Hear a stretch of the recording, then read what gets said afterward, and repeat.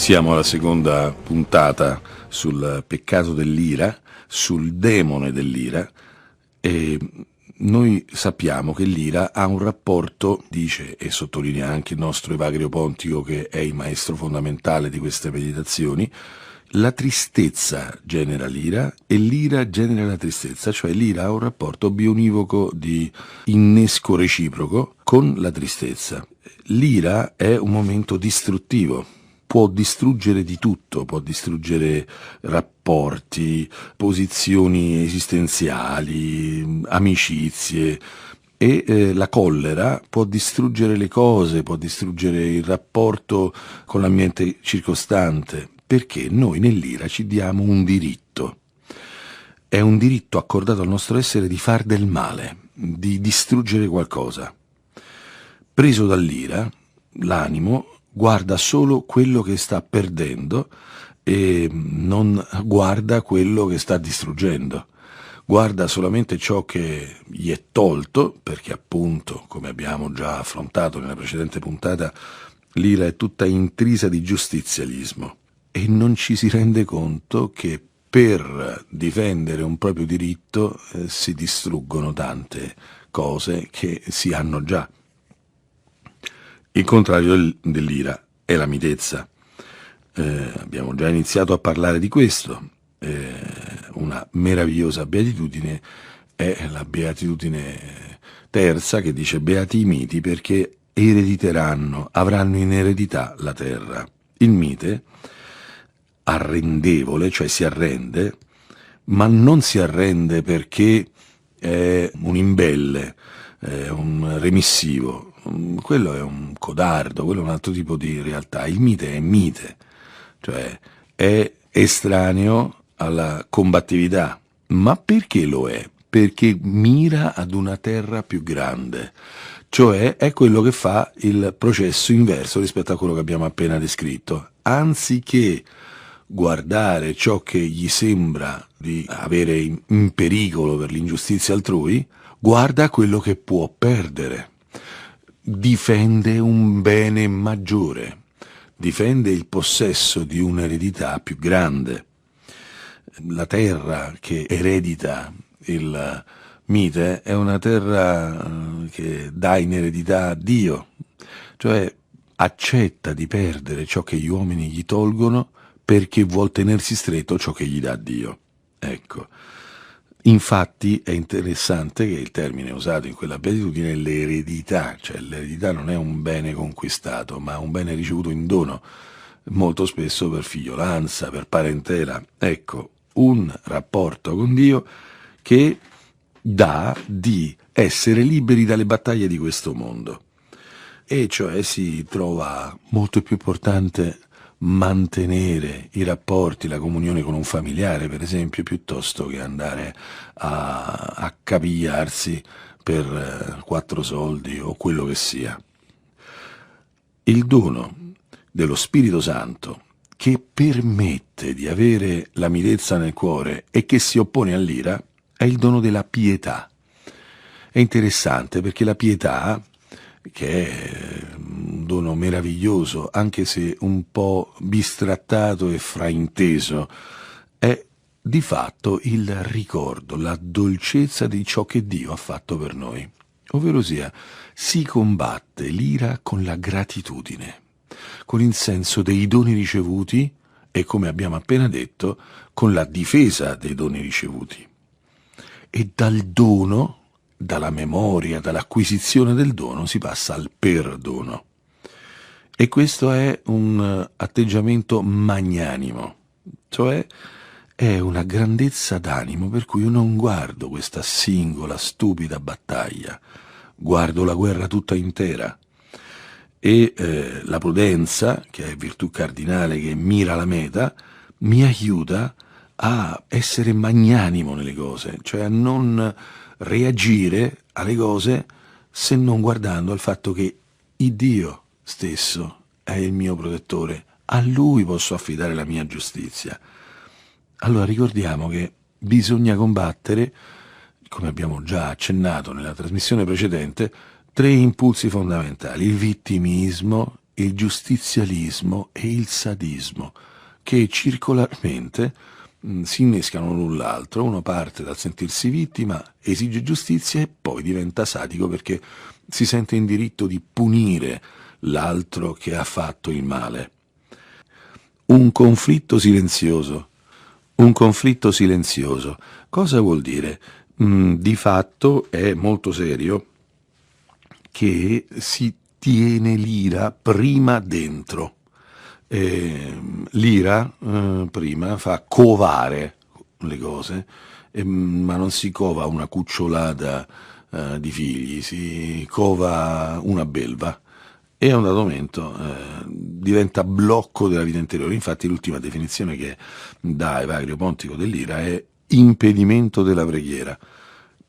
Non per caso, dice il Signore Gesù, se vi mettete a pregare e avete qualcosa contro qualcuno, prima perdonate, perché è impossibile pregare veramente mentre si ha l'autostrada interiore dell'ira. Non si prega, non si riesce a pregare.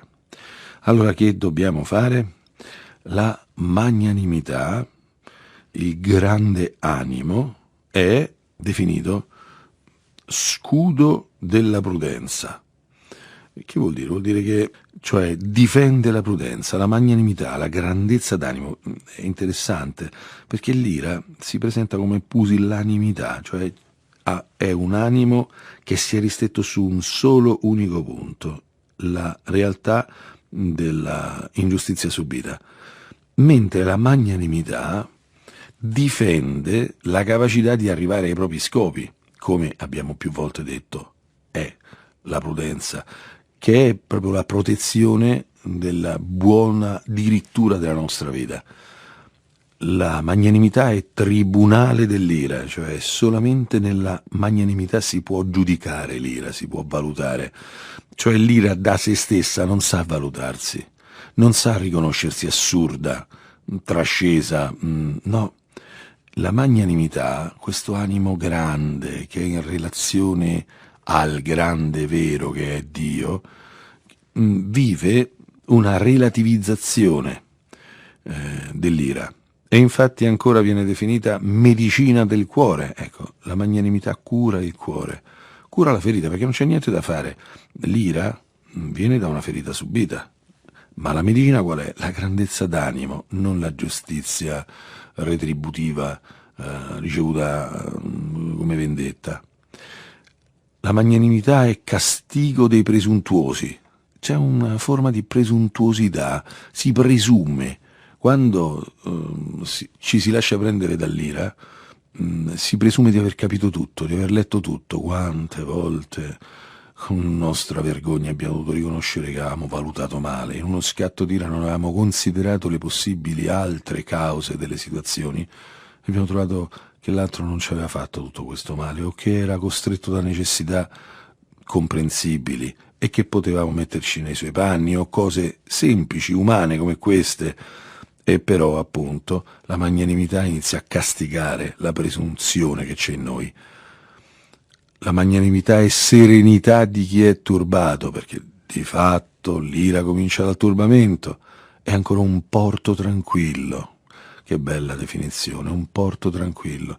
Se noi spostassimo l'attenzione dall'ira, dal torto ricevuto, alla nostra pace, a pensare che la pace è tutto, noi entreremo nel porto tranquillo della magnanimità. La magnanimità è un'opera buona verso chi è afflitto. Molto spesso il male che l'altro ci fa viene dalle sue afflizioni. Lo iniziamo a comprendere e rispondiamo con pacatezza a chi magari ci sta facendo del male o chi è iroso a sua volta, perché capiamo che dietro c'è un dolore. È gentilezza verso tutti. Ecco, il magnanimo è uno che non sta a fare distinzione, non seleziona nel giustizialismo iroso i buoni dai cattivi, i meritevoli dai non meritevoli, verso tutti. Gentilezza perché è gentilezza, non gentilezza perché l'altro se lo merita. Benedizione di fronte all'infamia. Queste sono le cose veramente evangeliche. Benedire coloro che ci maledicono. esultanza di fronte agli insulti. E perché mai dovremmo esultare di fronte agli insulti? Beh, perché al di là di tutto quello che possiamo dire o non dire, in queste definizioni, in queste descrizioni, qui c'è un punto: o ci interessa seguire il Signore Gesù Cristo o non ci interessa. E seguire il Signore Gesù Cristo vuol dire, a un momento, avere la sua libertà, la sua grandezza, il suo rapporto con Dio, la figliolanza divina, e quindi a un dato momento c'è l'esultanza di somigliargli un po', di avere anche un po' qualcosa dei suoi insulti. C'è poi il pensiero che ci spinge a vendicarci.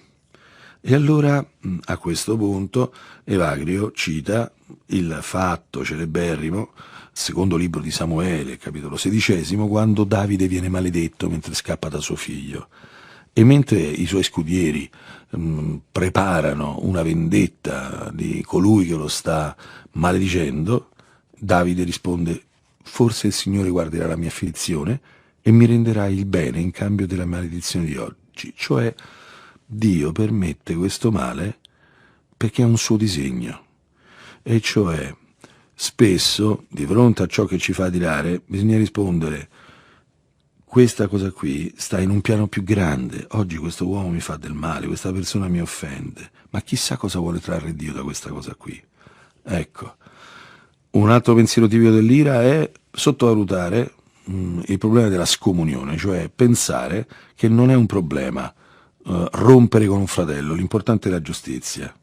E questo è quanto mai ingannevole. E Evagrio Pontico cita il Salmo 133, che dice: che bello che i fratelli stiano insieme, è come olio prezioso versato sul capo che scende sulla barba di Aarone, cioè la consacrazione del sacerdote, le cose più sante. Infatti l'ira si serve spesso anche della religione, delle cose cristiane, per spaccare la comunione fra i fratelli, ma la cosa più importante è stare insieme, è vivere insieme. Ecco, è molto importante ricordare sempre che tutto questo è una disciplina di vivere alla presenza di Dio, anziché alla semplice e banale presenza della propria mente e degli atti altrui. Vivere alla presenza di Dio, vivere secondo le cose di Dio, è il deterrente più serio contro la distruttiva, bestiale tendenza all'ira.